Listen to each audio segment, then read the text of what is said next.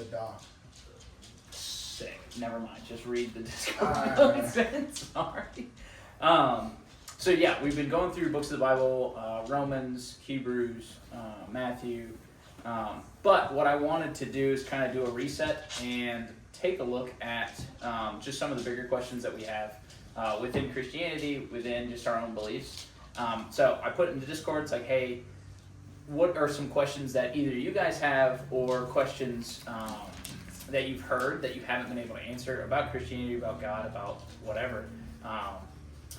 And then we'll talk about them either tonight, which we're talking about more of the science side of things, behind like the creation and beginning of the universe, or we'll talk about it later down the road as we get to like philosophy and looking at why we choose the Christian God, that kind of stuff. So does anybody have anything they want to start off with that I can write down?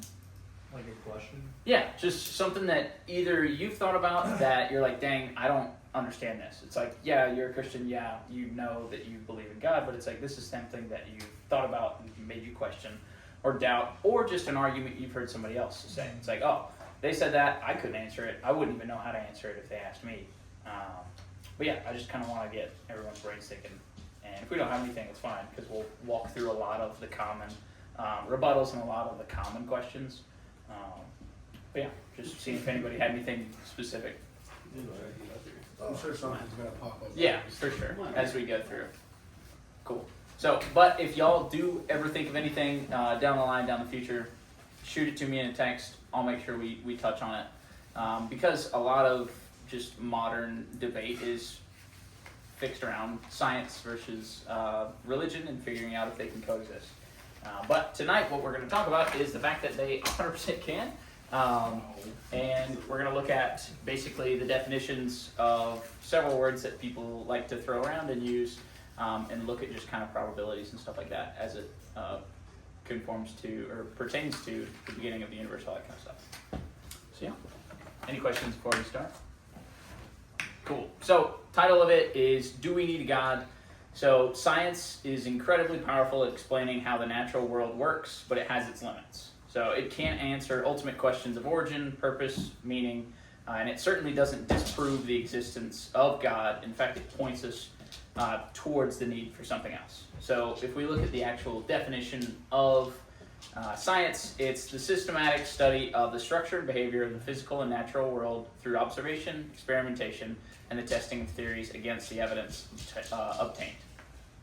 So science, by definition, is designed to give us the answers to measurable, calculable, repeatable physical phenomena. Everything else is just merely conjecture, theory, just guesses, educated guesses, very educated guesses, because we're dealing with things like physics, and they don't just throw a dart at the wall and hope it sticks. But that's the key with the definition of science. Is it's the study of the natural world, the study of things that we can see, things that we can repeat, things that we can learn and observe. So that's an important distinction there. An example that I like to think about is like if I bake a cake for Stone's birthday, I bake it for him and it doesn't just say happy birthday on the front. It's just a round blue cake and put it on a table. A scientist can't come by and figure out why I made the cake. They're going to say, okay, this is cake. Here's what it's made out of. Here's all the ingredients. Here's how it was likely made. But it doesn't know the purpose, and it can't because it doesn't know my intentions. It just sees the result. So it's kind of like that. Does that make sense? Kind of just like the lead into it. Cool. What if it says happy birthday, Stan? Then see, that's cheating. Then it just tells you why I made it. Then it's just blatantly obvious. It's like it's spelled out for you. Which nothing in science is just written down. Like you don't put your cells under a microscope and it tells you exactly what it's comprised of in English. Like it doesn't. It's cheating. Doesn't count. So this is kind of where we meet our first problem with science being able to prove, disprove, exist, or not be able to exist alongside Christianity. You'll hear people say things along the lines of, unless you can scientifically prove something, then it's not true. Well, then you can just look at them and be like, all right, scientifically prove that. And they can't. It's just, that's a question of philosophy. That's not a scientific question. Like you can't prove that unless you can scientifically prove something, it's not true. It's impossible.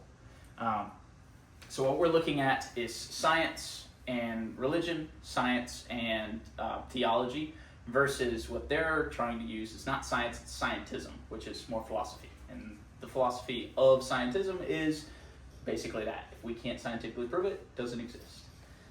But if we approach it like that, I mean, we're constantly experiencing things that we can't scientifically prove. I mean, we look at it, we're like, okay, do you go on scientific dates? Do you have scientific relationships with your friends? Love, emotion, envy, anger, all those things, like, sometimes are irrational, like if you look out from 1,000 feet, but that doesn't mean you don't feel it. So there's a lot of things that we experience every day that we can't prove with a pen and paper. Much like the cake that I made for your birthday that nobody knows what it's for because they didn't ask me. So yeah, it's yeah, we can prove that, like, if you can look at it also from the point of view, it's like, yeah, we can prove that the synapses in our brain are firing that release endorphins that make us happy, but it doesn't show why we're happy, why we're getting happy. You can't prove that. You can obviously look at the stimuli, but especially with things like love, it gets complicated. So we also have free will. We can choose to love, we can choose to hate, we can choose to do the very things that defy all reason and science. We aren't even programmed to, like, love our own children. I mean, there's enough deadbeat parents in the world that, like, yes, you have predisposition to love your children, but there are plenty of parents that just completely neglect their children, throw them away. I mean, abort them. Like, there's a lot of just differing levels of emotion when it comes to your children, even though that's probably the most, I guess, instinctual type of emotion that most of us have. So through that, we can see essentially that not everything can be proven, and that's okay. Like, that's just everyday life. It's what we live. Any questions there so far? Any confusion? Anything? Everything makes sense, guys? Mm-hmm. At least what I'm saying. I think an important point to make too is that by definition, like, so science is, it's, you're quantifying what's natural. Mm-hmm. So by definition, you could never scientifically prove anything that's supernatural. Correct. It's literally just outside of the scope of science. Yep. So that's like a big problem with miracles. It's like, I could show you a miracle and you still wouldn't believe it because it's physically not possible to prove or disprove a miracle. Or Because replicate. it's outside the scope of your reality Yeah. in natural laws. Yeah. Like, that's what something supernatural is by definition. So Exactly. the proof thing it's really annoying with miracles and stuff. It's like, all right, show me a miracle. It's like, even if I did, it's not gonna matter to Yeah. you. Like, yeah. Because So- to scientifically prove it, it couldn't just happen once and you study it. You'd have to be able to repeat it. Well, it's not even It's like that. the It's just scientific by method. definition, it's supernatural, and science is limited to what is natural. Yeah. So, Impossible. yeah, it wouldn't matter. Yeah, because it doesn't abide by the natural laws. Yeah. So, yeah, and that's essentially what we're getting at. I mean, we'll get into miracles and science and all that here in a second too, which is, yeah, it's just super interesting. You have to be a really, like, petty person to try and be like, no, that's explainable. If I just give me a second, I Yeah. can explain it. Just wait. It's Yeah. like, Well, I mean, we'll get to it here in a second. It's like there does 100% reach a point where science is just a lot of faith. A lot of it's just like, there was a miracle at the beginning. We don't call it a miracle. We're just going to say we don't know. We're just going to say that we don't know and we can't understand yet. But based on the laws of physics and the natural laws of science, it's impossible. So they just don't like calling it a miracle because religions use miracle in that word. So, but yeah, so proof. So knowing that science is the study of the physical and natural world, we know we can't scientifically prove how the universe started. We can have theories. We can look at the world around us and guess. But we'll truly never be able to prove something that happened and will only ever happen once, and when we can't be there to watch it happen. And then the whole difference between proof and evidence. I mean, proof is 100% unequivocally, without a doubt. Prove it versus having evidence of something having happened is completely different. And that's what most scientific theory is based on, evidence. It's obviously not proof because it wouldn't be a scientific theory, it would be scientific fact. So science does generally agree upon the fact that there was a beginning to the universe, though. which is, I think, really cool. So we're able to look and see that the universe is expanding in all directions, growing larger and larger by the second. If something is growing, then it must have a point in which where it was at its smallest, where it began a beginning. Something can't just expand from not having been tiny. And I think Stephen Hawking actually discovered and really looked into the facts like, okay, if we reverse the ever-expanding universe theory, what does that mean? And it's like, well, it means that there was a beginning, because it will eventually divulge into one point before the Big Bang. So, and we'll jump into that here in a second. But we're also able to see cosmic microwaves in all directions, which scientists say are the evidence of an immense amount of power and light being generated all at once, something that would have needed to take place should there have been creation or Big Bang or anything like that. So what that says is like, hey, something did happen here at the very beginning, because we can still see evidence of it, we just don't know what happened, and that's what they're essentially trying to search for or theorize in. So this is obviously like super high level, like physics and theoretical physics and all that kind of stuff. I don't know any of it. I know what like my research tells me, but I don't know the math behind it. But what point I'm trying to get across is that science agrees that there was a beginning of the universe, a point where nothing becomes something, and then that something forms into everything that we have here. What theories, we're going to look at what theories that scientists make about the beginning of the universe, kind of how it all started. So the most agreed upon theory is that the beginning of the universe was an extremely hot, dense point called a singularity, roughly 13.8 billion years ago. Then it rapidly expanded in an event known as the Big Bang, which through billions of years of cooling turned into matter, energy, and gravity, giving us what we have today. So let's look at that again, let's kind of rewind. So the most agreed upon scientific theory is that nothing collided with nothing. There just was a singularity, there just was, and then the Big Bang happened. So even science says like, look, we have to we have to basically give the fact that there was never nothing, that there was always something, which just scientifically is just absurd. I mean, there needs to be a cause for everything if you're going to look at it through a scientific lens. And that's kind of the catch-22 that they get into. It's just like, well, they've got to solve for a miracle. They don't like calling it that, but it is. I mean, for something to have just been there without a creator or without a reason, it's illogical.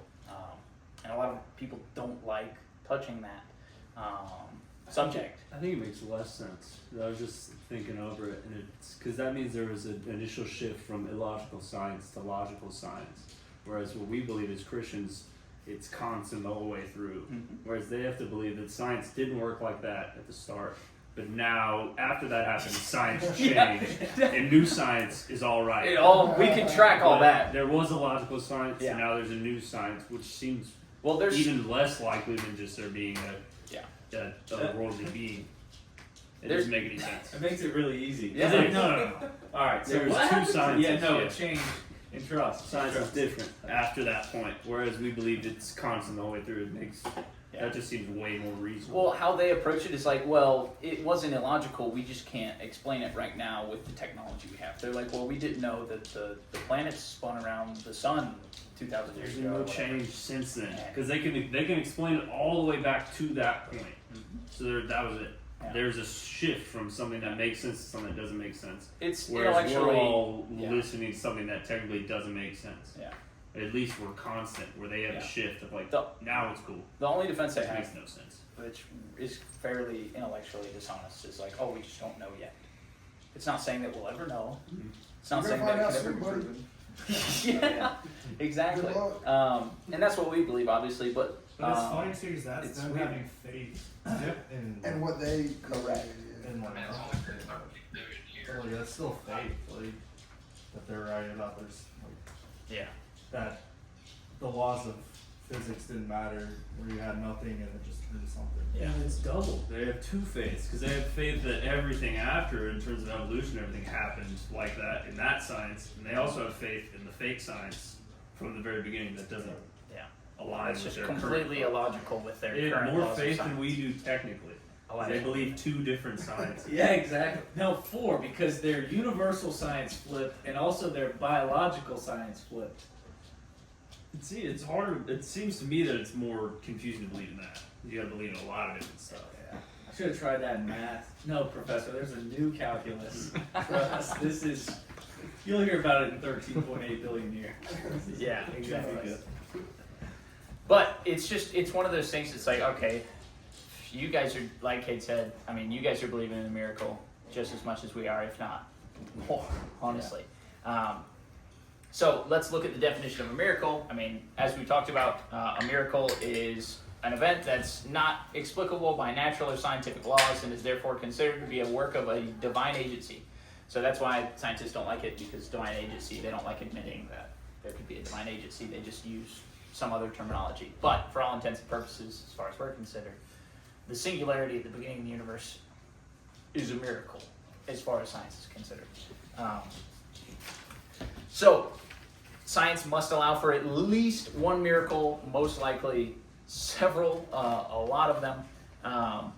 So, the singularity preceding the Big Bang, the quantum vacuum, quantum gravity, or any other cyclical process that must have been in place prior to the Big Bang, all of these things require there to be something should have had to have pre-existed the Big Bang for anything to affect. So let's just allow for this mystical, magical singularity to just have existed. Let's just say, okay, it existed. Let's just go on from there. Let's look at the physics, chemistry, biology, and planetary science that kind of goes into that. So there's a chart in here. If you're looking on Discord, it probably doesn't look great because Discord doesn't let you format stuff like Google Docs does. But I'll open that up for you guys, for y'all to look at whenever y'all want, after I give everybody permission to. But we're basically going to look at the numbers really briefly behind just the odds of everything happening exactly how science says it does. And I'm going off the best possible odds. So first one's going to be cosmic fine-tuning, and this is in order of like how it allegedly or how science says it happens. So universal constants and forces. So there's the gravitational constant.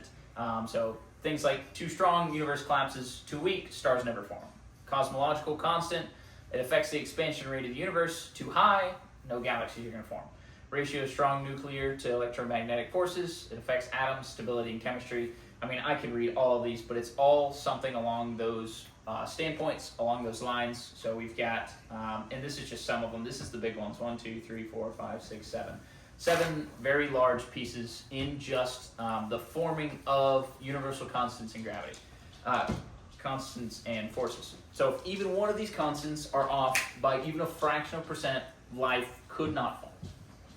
So then we jump into astrophysical fine-tuning. So basically, like things like the solar system and the galaxy. So we have to be on the right, or there has to be the right kind of star, like our sun, to support life. It must be stable. It must be long-lived. It can't be too hot. It can't be too cold. Location in the galaxy. The Earth has to be in a certain ring. It has to be in a certain distance from that sun. That's a certain temperature and a certain size. The solar system needs to be stable. There needs to be plenty of rocks and minerals and different things for organic life to feed off of, not including us, just like plants and things like that. There needs to be all of those materials in the soil. But what if the universe is infinite? And so, like, wouldn't that be a possibility?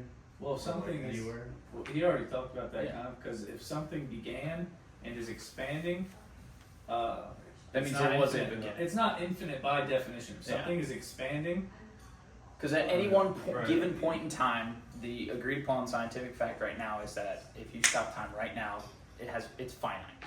It is expanding. It will never be infinite because it's always moving and expanding. So that's what they're saying. It's like science proves that even without theology at all, without the Bible, like I said, we're not going to read the Bible at all tonight. Science says there's a beginning, and there's several different factors that prove that. So then we look at the Earth. I mean, things like allowing for liquid water, oxygen, our magnetic field, the stabilization that the moon gives us, even just the seasons and the tides, things like that. I mean, we move on to just chemical and biological fine tuning. So for us to be able to develop as human beings, for animals to be able to develop plants, things like that. I mean, there's tons and tons of things that go into leading from the Big Bang. If we're just going to give them the singularity, we're going to give them nothing and nothing exploded, creating everything. The amount of things that has to happen is, I mean, way more than I could put on a piece of paper. This is just kind of the big things.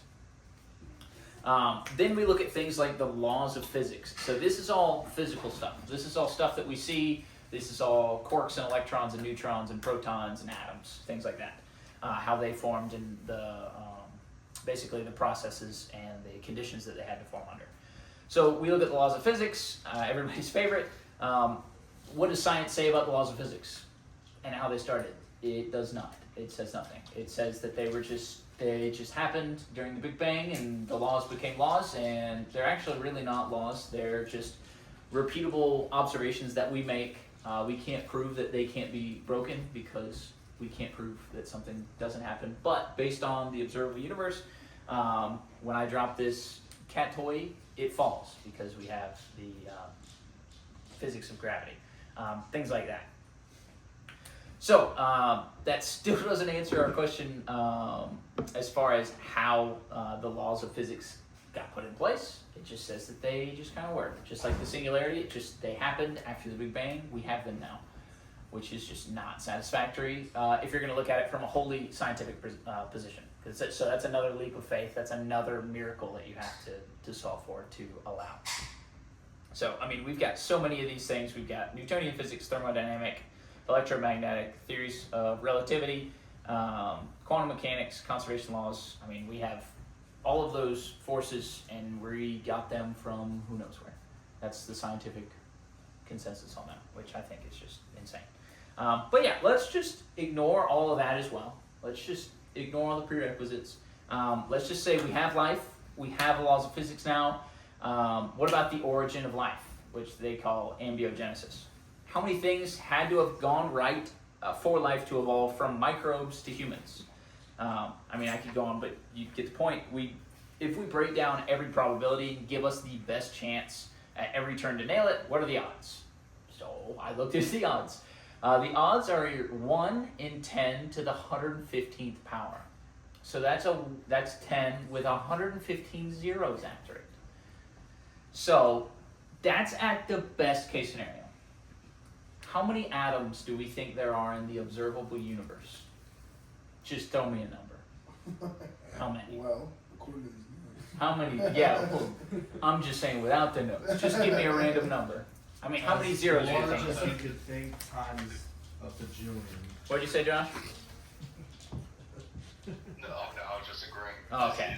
It's 10 to the 80th. So the odds of this happening are, I think, what is it? It's 100 duotrigontillion times more unlikely than if you were to blindfold yourself and you were some cosmic power. You blindfolded yourself and picked a specific atom out of the entire observable universe and just picked it out and said, yep, got really lucky, and this is the one atom. It's not, that doesn't even come close to how lucky or how coincidental all of us being here and this advanced in our lives are. I mean, it's insane, the odds, even best case scenario. Wait, are you talking about like from going from like Beginning to tiny end. little, like single cell, Yes. or like going from not even alive to like It's a irrelevant. single cell? The number's so big, it's irrelevant. Yeah. But it's I from think the, it's it's just even- beginning to end. I think that's the odds. It's beginning to end, which is just, it's the most unfathomable number. I mean, that you could try to put into words. I try to put it in ChatGPT. I'll say, see if it can give me like a physical representation. It can't. It's impossible because we're talking about not almost double, but way more than the observable atoms in the universe. I mean, it's just impossible to quantify, which kind of sucks for us because it's like I can't wrap my head around it.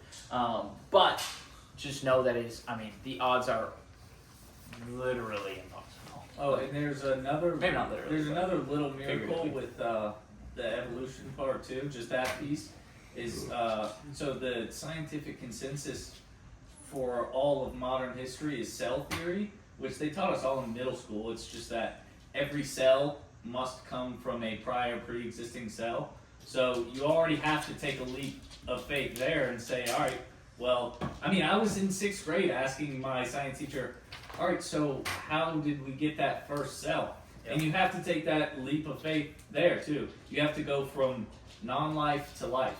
So they need a miracle for the singularity. They need a miracle for that. They need a miracle for all these laws. I just don't understand how like you could get some chemicals in like the right heat and like it just forms something that like.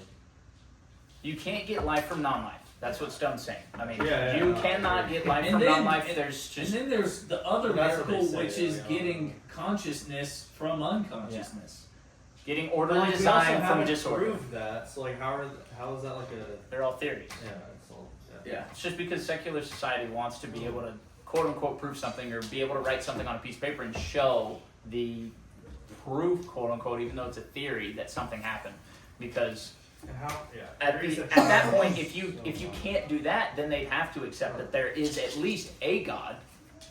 They don't know which God, but at that point they'd have to concede that there's a God that created them. Yeah. And then you, in some way, owe your life to whoever this God is for at least your creation. And scientists don't like that. They want to be able to prove that everything is, or just humans in general don't. I mean, we don't like being beholden to anybody. We don't want to owe anybody anything. No. We want to be our own person with our own thoughts and feelings and our own aspirations, and we want to care about ourselves because we're just naturally selfish. That's how all human beings are. So yeah, I'm also not saying that just because the odds are insane, that it's impossible. I mean, I'm not saying that any Mega Millions winner knows that because it's a 1 in a billion trillion chance or whatever, and they still win. I mean, somebody does. But that's impossible.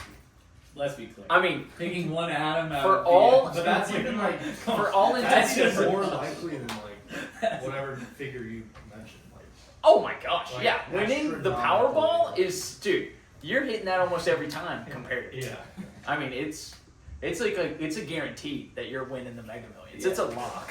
Yeah. Winning the Mega Millions is a lock compared to these odds. It's not even close.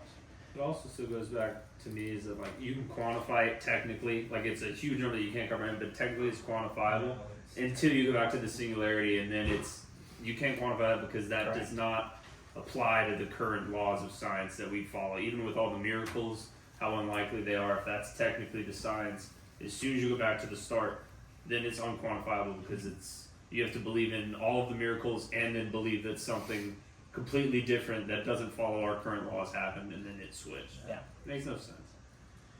It's it's very, very interesting. I mean, even allowing for all the miracles to happen in science, it's still, I mean, by their definition, and these are best case scenario numbers. I could have cherry picked and gone middle of the road or gone worst case scenario. I mean, this is best case scenario is 10 to the 115. So I think that's insane. But yeah, so the flip side of the odd, you just having to believe in the odds and believe in all these scientific miracles. The flip side of that is there has to be a God of some sort. I mean, being outside, the God would have to be outside of the realm, space, time, matter, energy, created the universe, and isn't beholden, isn't bound by our laws, because you can't create laws if you're bound by them. So that's the flip side of it. And isn't most of like the modern science that we have now is from like the Catholic Church? Yeah, that's how it started. I mean, the scientific revolution was 100% Catholic Church. So, and science started off as like the study of the universe and world God gave us. Yeah. It's like studying the building blocks of the known universe because God gave it to us and gave us brains that ponder. I mean, we want to know why things work. We want to know what's right and wrong. We want to know the answers to things. I mean, it's illogical. I mean, animals think about food. They think about survival. They think about sex. That's about it. I mean, they don't ponder why things work. We can maybe look at a cat when he's looking at a toy and kind of theorize, like, oh, maybe he's thinking about how it works. It's like, no, he thinks it's prey and he wants to eat it, kind of thing. Animals don't have that. Like, how did we get that instinct? Yeah. It just, it's illogical. Well, at least from a scientific point of view, I mean, you can't explain that. You can't put that on a piece of paper, why we question things and want to know the answers. Because if evolution is true, which I haven't done enough research of if you cannot at all have evolution period and Christianity. I haven't seen anything in the Bible that That's the thing, completely. is like they have proved like small changes in like. Well, that's different. So whole scale evolution on Yeah. what we're talking about is completely different than adaptation and natural selection. Like No, we're not talking I about agree. birds' beaks changing shape because a certain species of insect dies. Yeah. We're talking about I'm talking about you and I came from Yeah. hot rocks. Boy. Yeah. yeah. That's- So it's that's just, the and that's where people are like, "Oh, we see evolution all the time." It's like, no, we're not on that scale. Yeah. We're not talking about that. And even still, the things that we can observe, I mean, it's just it does not align with a lot of the things that come from evolution. But even if you look at the Bible, I mean, there's no specified amount of time that the universe was created in. I mean, if you look at the creation story, at least in, I mean, we're not talking about Christianity specifically, we're just talking more on the larger scale of things. But if you look at the Christian creation story, it says that in the beginning, God created the heavens and the earth, and then after that, that's not the first day. He created the heavens and the earth, and the first day comes after that. So there is no, and 30 minutes passed, and then he started the first day and started making all the other stuff. There's no definite amount of time that the earth was created in. I look at it too as like. Wait, run I mean, that even, back. even Sorry. science says like time is all relative, and like it's from your perspective. So like. Well, we created time. Yeah. So like it's not even like they're like, oh, it was made in 7 days, but it's like, what does that really even mean? Yeah. That's what I was. In the beginning, it says God created the heavens and the earth, as far as Christianity is concerned. Yeah. And then the first day, he created, I can't remember, like light and separated the waters and all that kind of stuff. But there is a gap, there could be a gap in time between creating the heavens and the earth and then step 2 or day 1 officially. An unknown. Yes. Yeah. We don't know. It could have been 30 minutes. It could have been 18 billion years. Like, we don't know. It doesn't tell us. It's much like again, we're still talking about Christianity. There used to be, I can't remember what verse it is specifically, but it said that God created the heavens and earth, and they were not moved. They cannot be moved. They shall not be moved. So the original interpretation of that is the earth doesn't rotate. The earth doesn't rotate around the sun. We're the center. We don't spin. Flat nothing. Earth. Not flat Flat Earth. Earth. Still, they Let's literally go. they called it still Earth. Still Earth versus moving Earth. And then when Galileo discovered or theorized that the Earth actually spun and moved around the stars, there was a divide, and it was literally flat Earthers versus round Earthers, or still Earthers versus moving Earthers. But the thing about that is like you look at the Bible, and that's just a misinterpretation of what it said there. It's more of an allegory. It's like it cannot be shaken, it cannot be destroyed except by God Himself. It's there because He put it there, kind of thing. It's not that it physically does not move. So there's a lot of things like that we can take new scientific findings and then look and say, hey, does this contradict the Bible? Does it truly contradict the Bible? Or does it just contradict this one interpretation of it? So I think that's interesting. But there's nothing right now that science has said, other than scientists itself. There's nothing that science can prove right now that directly contradicts the Christian Bible. I'm sure there's some in other religions and theologies, stuff like that. But as far as we know, nothing contradicts. So yeah, in putting it together, I mean, in my personal opinion, I'm not a scientist nor a theologian, but all order in the universe coming not only from disorder, but nothing just does not make logical sense. The laws of physics that we saw are really just observations and patterns. We all know that order in the universe that we can measure has come from an intelligent mind. We create order, it does not happen by chance. I mean, you don't have, I don't know, trees organizing themselves into rows like they do when we plant them to harvest them. I mean, that just does not happen. Order does not happen by chance. It happens by an intelligent mind. So, science can absolutely exist alongside God and in no way disproves the existence of one. We can believe in things that can't be scientifically, mathematically proven, from emotions to history. Every day we experience or hear things we know to be true but cannot be proven with a pen and pencil. So it's like the Ides of March, what's his name? Caesar was stabbed in the back. It's like, that's a historical fact. Like, nobody argues that. They killed him, they stabbed him in the back, Brutus stabbed him. he betrayed him. Scientifically prove that to me. It's like, I can't. Like, that's impossible. It happened in the past. We can't go carbon date that. We can't go look for footprints. We can't do that. But it's accepted as fact, historical fact, and nobody argues it, but it can't be scientifically proven. So that's just what I'm getting across to you guys, is that we can have both science and religion, science and theology. Not everything that exists on this earth, has to be scientifically proven.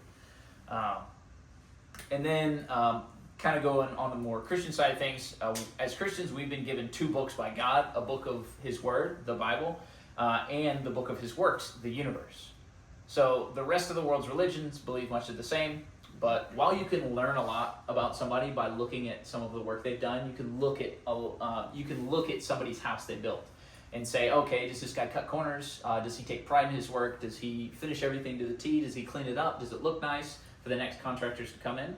You can learn that about him, but you can't learn how he truly is as a person. I mean, he could be a horrible human being and just really take pride in his job. I mean, you don't learn anything about him. So looking at the universe from a scientific point of view, I mean, you can't truly learn anything about the intentions of God. You can't learn the heart of God by looking at the natural things that He's created. I mean, it's very similar. We can't learn anything about that until we actually look at the works of a God, so their books, in our case, the Christian Bible. So, now it's obviously Christian Bible study. That's why we're all here. That's why it's shocking when I was like, yeah, we're not really going to read out the Bible today. But I wanted to kind of take us through and break down why we need a God in the first place. Because a lot of us, at least if y'all are anything like me, grew up in church. You grew up hearing the same things. You just naturally agree upon as fact. You don't really question it. Or if you do question it, it's not seriously. And then you just constantly are being berated and hear these scientific terms and scientific scientists, or just scientists that are saying like, no, this can't be because of X, Y, and Z, and vice versa, and it just kind of makes you think. So I kind of wanted to take a step back and start at the beginning and be like, okay, this is why we believe in a God, because there's just as much faith required in science as there is in having a God. I think it's funny too, because people will put all their faith into like scientists that they see on the TV and stuff, and like they're not going and proving what they're saying on TV to like themselves. They're putting their faith in them. So like, I don't know. I think it's easier to just want to believe in science than to Yeah, actually for believe sure. that there's, because that's such a hard thing to grasp. Well, it's There like could be a higher power. I think in their mind frame, it's like, well, at least we can prove some of it. It's like there's something that you can physically grab and physically hold on to. I mean, even some of the greatest people in the Bible, I mean, doubting Thomas, I mean, wanted to put his hands in Jesus' wounds after he was resurrected. Like, we naturally are going to doubt. I mean, that's how we are. So when somebody comes in front of us and say, hey, I've got at least kind of proof, just kind of a theory, kind of something that I can prop up in front of you, people like to latch onto that because it's not 100%, at least they don't think it's 100% faith, because you can at least somewhat track it. Whereas with having a God at all, let alone the Christian God, I mean, that's pretty much all faith. And then, at least from the physical creation universe standpoint. And then there's obviously evidence for God, which we will get into as the weeks go on, and look at stuff like that. But I just wanted to break down the beginning and basically, okay, this is why most people have agreed that, I don't know about most, like half the people on the earth have agreed. It's like, okay, there must be a God because of all these things. And then people did it before we had all this data and whatnot. But I just like looking at it from the standpoint of just modernity, like what we have now at our disposal. And a lot of people think that looking into the modern science and the modern ways of doing things and the discoveries that we've had, a lot of people don't like looking into it because they're like, oh, that could disprove what I think, that could not align. But I mean, it aligns perfectly. I mean, there's nothing that does not align with Christianity, which I think is super cool. So next week, we'll kind of jump into the philosophy side of things, things like morals, just how we act as a society, how we've always acted, human nature, things like that, and how that kind of points us to a God. But today, what I really want us to gather is that it's a lie, it's a direct lie, that science and Christianity cannot coexist. It's a direct lie that science disproves Christianity. I mean, you hear atheist debaters say that all the time, but if you break it down for them, in front of them, what they're supposed to know better than us because it's what they believe in. They require just as much faith as us. So that's kind of what I wanted to start off this week. If they had disproven it, we would know about it because they would be insufferable. Yeah. And they would bring up the one great point where we go, kind of got us there. Got us, and if yeah. they had it, they would have used it Yeah. many times by now. Well, they just scapegoat like they do have the answers. I mean, they just try to run in circles and answer questions in non-specifics and just say, "Oh, we don't have the information. We just don't know. We just don't know." understand. I understand a little what you're saying in terms of like they can put a number to it technically, but they still can't.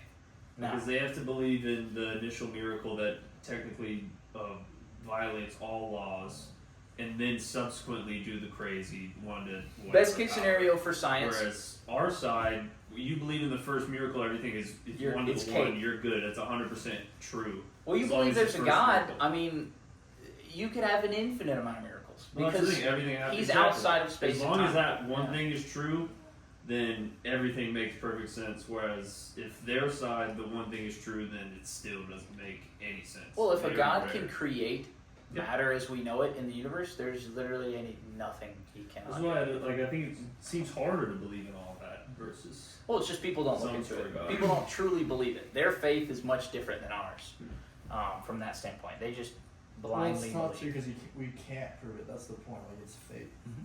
So, I don't really think it's so much that. I think people prefer to take the leap of faith with science over the Yeah. leap of faith with God because there's a famous quote from Dostoevsky. He said, "If there is no God, then I am God." So if all I have to do, like if I have to put my faith in science, it's easy. that's fine. Then I still am in control of Yeah. my life. I decide what's right and wrong It's for me. easier. It Yeah. requires There's- nothing of you. There's there's no standard, there's no punishment, there's no anything. It's all up to me. Whereas Mhm. if you put your faith in God, then a lot of things come with that. Yeah. Whereas you get to be the God of your own life if you don't believe in God, and typically that's where people are coming from. That's why like in these debates, people get so defensive, and you'll see it a lot. They get angry. They get Yeah, angry. they get really angry. They get angry, and that's what it is. They're like, no, I want control. I want to be God of my life. So it's really typically, from what I've seen most often, it's like a heart posture thing. Yeah. That's why they prefer to put their faith in science Yeah. over putting their faith in God. That's a fun contradiction. The logical science thinkers are using faith based on emotion Yeah. versus actual reason. Every clip I see That's of them, fun. they always get angry. Yeah. It's a fun contradiction. Yeah. Because they want to feel powerful, so they use their emotions to guide their thought process, which is not scientific at all. But There's a reason those guys are called nerds. That just sounds like having to live that way. It just sounds miserable. Well, if you look at it, if you look Literally. at the amount of Christians in popular science, or as scientists like in physics and biology and stuff like that, if we were getting anywhere near, or I would say if it's possible that we could disprove Christianity with science, as we make technological advances, as we make discoveries, you would see the amount of Christians decreasing in those fields. It's not. It's Yeah. if anything increasing. I think it's slightly increasing, but it's remained Guys pretty our age, stable. It's like, Well, I'm just talking about just high academics, like in Yeah. physics and biology, Oh, yeah. because it's like as we make these discoveries, It's like half sciences. it's about half. I mean, it's a very good distribution of people. Yeah. If you look at all doctors, it's not, because a lot of people have doctorates in dumb stuff, Oh, yeah. like gender sciences and stuff like that. That's just like, Yeah. you're not a doctor, dude. Like, you have a doctorate, but you're not a doctor. So if we look at stuff like that, it skews the numbers a bit. But if we look at like true academic scholars and doctors, things like that, it's very similar to the general population of the earth. Right. And right now it's increasing, the amount of people that believe in a God. Whereas you would think if they're starting to disprove Christianity, it would be decreasing. And it's not. So that's really where I kind of wanted to start us this week. So yeah, hopefully I didn't jump scare anybody. It's like the whole. So the I tried numbers to- are increasing though, like numbers wise. It is. I don't think it's substantial. It's not like 50 to 80%.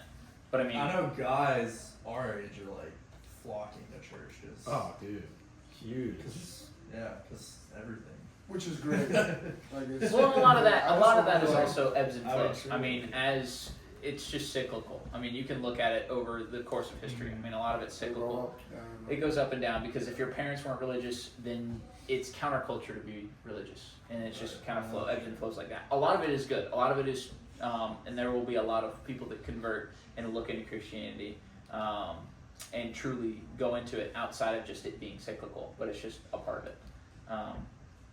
But yeah, I just thought it's super interesting. Is Christianity is it the biggest religion in the world? Is it? I think it's very close Split with Islam. Yeah, Islam is like Very, coming very, up very there. close. Oh, Really? it's increasing at We should do an a unprecedented Bible rate. study about Islam versus Start right from the Crusades. That's in there. That's in the plan. Yeah, because we're gonna look at and we'll touch on the other like smaller world religions, things like that, like Buddhism, Hinduism, stuff like that. yeah. I'm But surprised with all Those the are like- Indians that like Hinduism. there is a lot of Hinduism, but I don't think it's drastically increasing in number. And if Isn't it that is, more like a then it's philosophy? What are Asians? Are Chinese people? Are they Christians? Buddhist. Buddhist usually. yeah. And Koreans are Tao. all Taoism. yeah. Taoism. Taoism. There's not a ton of them that are that. Mostly Buddhist or just agnostic. They just don't care. So, I think the best one though for Islam versus Christianity is you can just ask them. You say, "Did Muhammad perform any miracles?" And they say no because he didn't. They don't believe that. And then you say, "Did Jesus?" And they say, "Yeah, they believe that Jesus did miracles." And Muhammad didn't. They also believe that he was of like the highest moral character possible, but that he also married a 6-year-old. Yeah. It's like, okay, all right, so you guys just that's canon. maybe we don't have to cover Islam versus Didn't they Christianity. write the Quran like Yes. 400 years like after the Bible, and like they stole a bunch of little things, and like it's easily provable that this was just based off the Bible but changed or something? I Yeah, a lot of it's because they start with the Old Testament and kind of go from there. So it's very odd. I mean, don't know. I never looked into They're it. like Well, Middle yeah. Eastern Mormons. That's what I want to know. Kinda. I mean, that's not a That horrible. kinda makes sense. It's not a horrible example. No, it's really A not. lot. They have a lot of similarities. Yeah. The way things started, like the way, because they were both visited by an angel and given this book and these words to write, and and only he knew. they have weird marriage stuff Yeah. going on there. Hey, we're just finding a lot more and more closer. similarities. Yeah. Yeah. What's interesting about the whole Islam thing, and we'll finish here in a second, but it's that like they believe that Jesus Christ obviously was a great prophet and that he did miracles and all that kind of stuff. It's like, why would their God allow Jesus to exist and be a prophet for them and be amazing and lead billions of people away from Islam? Yeah. The God would not. He would not be a good prophet. He would not be a good teacher as far as Islam's concerned, because he led so many people away from Muhammad, from the Islamic God. I mean, it does not make any sense, just from that standpoint, let alone everything else. But yeah, we'll dive into that. I mean, we're gonna look at a bunch of stuff. As Talmud? basically, I mean, we can definitely. It's What does just the Talmud say about Jesus? Yeah. It's just we'll look at it. I mean, it's just Old Testament. Let's see Paul Allen's going. But yeah, anybody have any questions or anything on this? Kind of good setup. Does it all make sense? Because it's like a lot of numbers and crap, and I had to make sure that it made sense in my brain. Yeah. So, cool. Y'all good? Any questions there? It was a lot more conversational this one. Good. Well, cool. Well, Well, like, when more good, no questions. It's cancer or something, and you can't rely on science. Who do you look for? yeah, just from the philosophical and like standpoint of that. I mean, it's definitely not. Science is not comforting. It's not designed to be comforting. I mean, What's that's- that? There's no atheists in foxholes? Correct. There's Yeah. no atheist in a foxhole. Yeah. It's like when you're getting shot at, you find God real quick. So yeah, that's true. Though. Like I saw like atheists when their car is about to break down in Atlanta metro traffic. Oh God. Please. Yeah. You don't say, "Oh, Stephen Hawking, please." Yeah. Stephen, help me. Gravity, stop! It's not okay. Yeah, laws of thermodynamics. Please quit working. I need to burn this fuel for longer. Yeah. Quit Yeah. working temporarily. Just one more time. You already did it. Yeah, back you then. already quit working in the beginning. Let's just do it real quick. Yeah. But yeah, so we'll pray and get out of here. But anybody have any prayer requests? Anything they want to pray for or thank for? Good. Work, dude. This has been stressful. Yeah. It's been rough. Yeah. I guess we could pray for the families. Kid from Carolina died this weekend. Oh, in Texas. Texas, bro. And Flood. two Floods Clemson in Texas. I mean, shit. It's In been- Texas? You didn't hear There's about a it? flood. Dude. No, I did, but I didn't know like the kid from Carolina. No, two kids from Clemson died in a boating accident I saw this that, week, yeah. and a kid from Carolina. I don't know if it was. I think it was a boating accident too. Damn. But 23-year-olds died on 4th of July weekend. So That's rough. pretty. If we could pray for their families too. Absolutely. Yeah. Anything else, guys?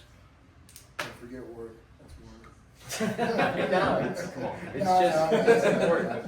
That's what's awesome about us believing in God that's outside of space and time. Nothing's a waste of his You know time what's because so he's not wild, though? confined by time. Sometimes I'll be praying, and a lot of the prayer, like my prayers, are like more giving thanks and stuff like that. As they should be. And there are like selfish moments where I'm like, well, if you could just help me, leave me in this, you know what I mean? But I still feel so guilty whenever I'm like, yo, big guy.